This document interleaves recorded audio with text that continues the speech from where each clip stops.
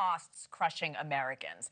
This week, we saw inflation top 4%. In case you're wondering, that's the highest it's been in 3 years. Interest rates also high. Gas prices, grocery prices, all high. But President Trump shrugging off these new numbers. Are you concerned, Mr. President, about the latest inflation number which came out this morning? Could that be a No, I love it. The numbers were great. You know what I really love? I love the inflation. I love the inflation. The president added that prices will drop like a rock when the Iran war ends. Now, whether Americans believe that, that's the real question. Former President Joe Biden figured out the hard way that telling Americans the economy is doing great as inflation and prices continue to rise, well, that's one of the reasons why he likely was a one-term president. Well, now it's President Trump. Is he making the same mistake as Biden? We have the highest stock market in the history of our country. President Biden's economic plan is working. We have the biggest tax cuts ever. We have the biggest regulation cuts ever. The greatest economy ever. Bidenomics. Well, they didn't mean it as a compliment at first.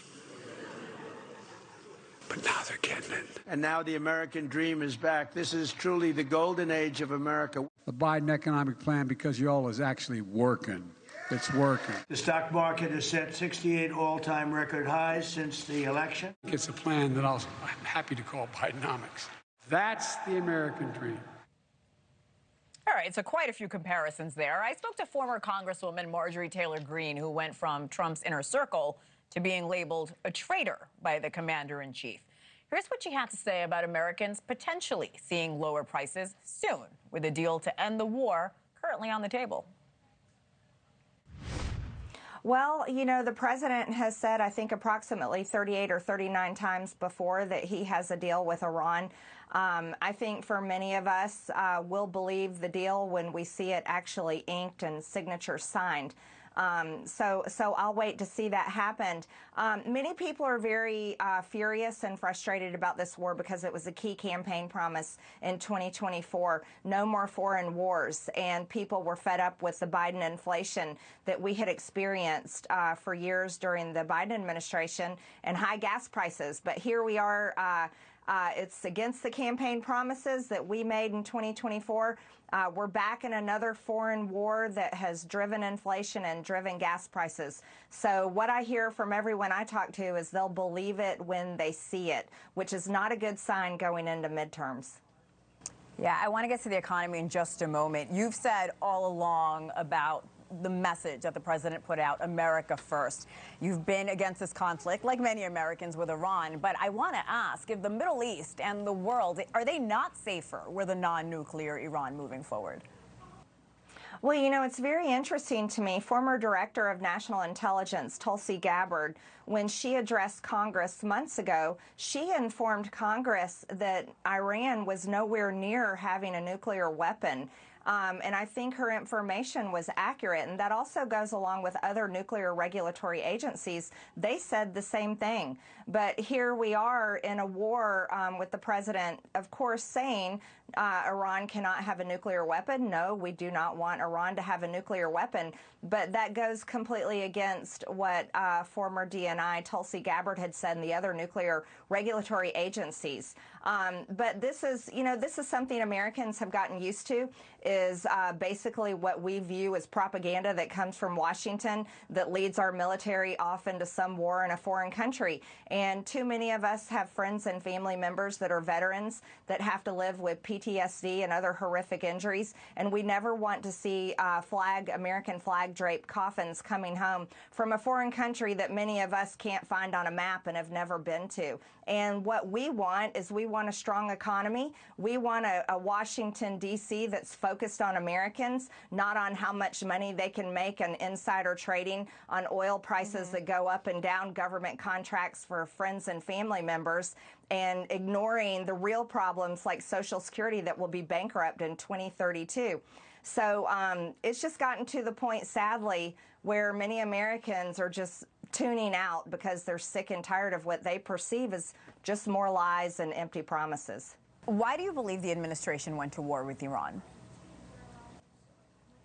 I think they went to war with Iran on behalf of Israel, and that's what President Trump has said himself, that he went for Israel to keep Israel safe. And Israel is our ally in the Middle East. But Americans also send a lot of money to Israel, $3.8 billion every single year. And Americans have gotten to the point where they're saying, what am I getting out of this? We have our healthcare system is overpriced. Health insurance is to a point where nearly 30 million Americans don't have health insurance because they can't afford it. And the future's not looking too good if you're a Gen Zer, and millennials are simply fed up. So, you know, I'm like many others. I'm very much unapologetically America first. I wish everyone else in the world well, but we need to focus on our problems here. Ms. Taylor Greene, I do want to turn to the Epstein files. You were among 4 Republicans in Congress who fought to get this information out there. You've resigned. Representative Tom Massey lost his May primary to a Trump-backed challenger. Representative Nancy Mace just failed to make the runoff in her state's race for governor, where Trump also endorsed a rival. Only representative thus far, Lauren Boebert, will return to the House next year, but she could, of course, see a primary challenger in the next cycle. Do Republicans truly have a choice, or is it fully support the president or be ousted? Well, you know, it's shocking to me that President Trump fought 4 Republicans harder than he's ever fought any Democrat, in spite of all of his campaign promises, saying, in quote, he told his rally goers, rally after rally, he said, I am your retribution. But yet no one has ever been held accountable on the January 6th committee. No one's ever been held accountable for all the COVID lockdowns and crimes against humanity. And no one's ever been held accountable by any so-called Democrat crimes or even the stolen election of 2020. But President Trump called me a traitor simply because I stood for children and women who were victims of Epstein and the Epstein class. And then he targeted Thomas Massey and Nancy Mace and Lauren Boebert, I'm sure, will remain in the crosshairs. But, you know, I think that's the hypocrisy that so many people point out, is how did the president end up fighting Republicans? And I actually have a 98% voting record with President Trump, and so do my colleagues. Why did he target us instead of targeting Democrats? And why did he work so hard to cover up the Epstein files? That is one of the biggest errors he's ever made, and it's one that he simply can't undo. Yeah, your political career has been so fascinating. Just a year ago, people would have described you as one of the president's closest allies. Today, some of the supporters, like you mentioned, see you as a traitor. Who changed here? Was it Donald Trump or was it Marjorie Taylor Greene? It's 100% Donald Trump. And just to be clear, a traitor is an American that serves a foreign country. I'm not a traitor. I don't serve foreign countries. However, I stayed true to my beliefs and my principles. But when I told the president that I was getting death threats and my son was getting death threats because he was calling me a traitor, he told me that I deserved it. And that's something that I will never be able to come to terms with, and I think it's unforgivable. No one's child should have their life threatened simply because of politics and political rhetoric. But that's what Donald Trump caused to happen to me and my family, and he's not sorry about it. And so, no, I fully 100%, I remain who I am. I have one of the most conservative voting records in the House, but I simply am not loyal to a man, not at all. I have a faith in God. I serve to my district, and I refuse to be a victim. Have you spoken to the president since then, since you resigned from Congress? No, I have not spoken to the president since he told me I deserved it when I told him about death threats on my son. All right, fair enough. Let's move on. I want to ask you about voting in California. Many frustrated with all the votes still not counted. We know it's a slow process. Recent laws making showing ID illegal, as you well know, in your great state of Georgia in 2021. They passed the Election Integrity Act, adding ID requirements, limits on ballot drop boxes, expanding in-person voting. Does California need to take a page from the Peach State? Which direction should our country be going to ensure safe and accurate elections in our country, not just speedy? Yeah, absolutely. California should take a hard look at Georgia and the changes that they made here to the election laws. I think everyone across the country thinks it's an absolute joke that California can't count their ballots up by the end of Election Day. And watching ballots just continue to roll in where it literally changes the election results days to weeks after Election Day, it's hard to take that election serious. So from literally everyone I know, they're just saying that California's elections are completely wrong and probably illegal. We talked on a number of topics, and stay tuned for our next hour of Prime, where we'll have part 2 of my interview with former Congresswoman Marjorie Taylor Greene. We'll ask her if the Oval Office, does she have aspirations to become president? And we'll also get her take on the UFC match at the White House tomorrow. Again, that's in the next hour right here on Prime. Stay with us. Who's that? Marjorie Taylor Greene, she says. Marjorie Taylor Greene. I don't think her life is in danger. Frankly, I don't think anybody cares about her.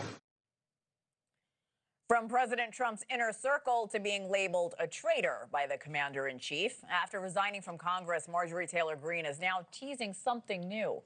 Next. The people of this country are what matters. I won't stop living, I won't stop speaking, and I won't stop fighting. And neither should you. So in the 5 months since leaving Capitol Hill, the former Congresswoman has not held back. In fact, she's become even more vocal about her disagreement with the White House, from the war in Iran, inflation, and so much more, even throwing that traitor term back at Trump over his handling of the Epstein files. Here's part 2 of my conversation with former Congresswoman Marjorie Taylor Greene. You've left Congress, but no one believes you're truly done with politics. What's next for Marjorie Taylor Greene? Well, what's next for me is continuing to be outspoken and really trying to take a focus and put it on America first, which is where it should be. You know, I'm a mom. I have 3 kids in their 20s. And, you know, I'm 52 years old, and there's one thing I pretty much am sure of. I don't think I'll ever get a Social Security check, even though I've paid a tax into the system my entire working life. And I think my kids' future looks pretty bleak. And so I'll continue to be outspoken. I've just launched a new series called Life with MTG, where I will be talking about many of the issues of the day, but also telling stories and making it clear and obvious about what's really happening in Congress and in Washington, D.C. Marjorie Taylor Greene. Marjorie Taylor Greene. Marjorie Taylor Greene. She's been leading a very valiant fight. We did not vote for this. We voted for an end to foreign wars. They are going to lead us into World War III. Release the Epstein files. Every single name. Marjorie Taylor Greene. Traitor is an American that serves foreign countries and themselves. My sole focus is putting America first. We don't give a crap about your opinion. But I'll also share other personal parts of my life. I'm very much a regular person, and I like to be open and honest about the things that I think are good and things that I really enjoy doing. So I look forward to that. Republicans need a 2028 presidential nominee with your new show. Congratulations, by the way. The country's going to get to know you even better. Thank you. Does America need Marjorie Taylor Greene for president 2028? Oh, my goodness.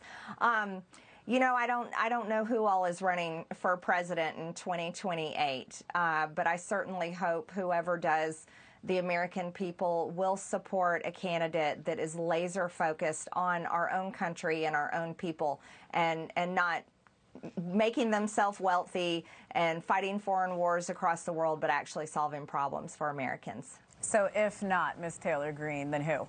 What about Vice President J.D. Vance, Secretary of State Marco Rubio? When you hear those names floated around, do you have any thoughts on that? If they run for president, they will definitely be carrying basically their job performance and the Trump administration's any type of great things they've done or baggage that they've done. They'll be carrying those with them onto the campaign trail and the debate stages. So I still think it's pretty far off. We'll see who's actually running. President Trump is celebrating his 80th birthday this weekend. There's a UFC fight at the White House. What do you make of the event, and do you have a birthday message for President Trump? Well, I think UFC fights are great. I enjoy watching them, but to be honest with you, I don't really think they belong on the White House lawn, and I don't think Americans' taxpayer dollars should have to be paying for that. We have a lot of other important things that we should pay for. However, I do hope it's a great event. And of course, I always wish the president well. I wish everyone well. So we'll see how the event unrolls. I do want to ask you about a former colleague in Georgia, Senator Ossoff. He's seeing growing chatter about a potential 2028 run for Democrats. Your thoughts on Ossoff? Do you think he'd be a good face for the Democratic Party at least? I don't support Senator Ossoff's voting record and policies, and I'm not a Democrat voter. So it's hard for me to say who is a good chosen candidate for them. I'm pretty much tired of both parties. I think both parties are pretty much epic failures. We're nearly $40 trillion in debt now, and we have many problems facing Americans. So it's hard for me to say who's a good candidate for which party or the other. Marjorie Taylor Greene, thanks for making time. Thanks for answering our questions. I appreciate it. Yeah, thank you. Thank you for watching. Subscribe below and download our NewsNation app right now on your phone, and you will get fact-based, unbiased news for all Americans.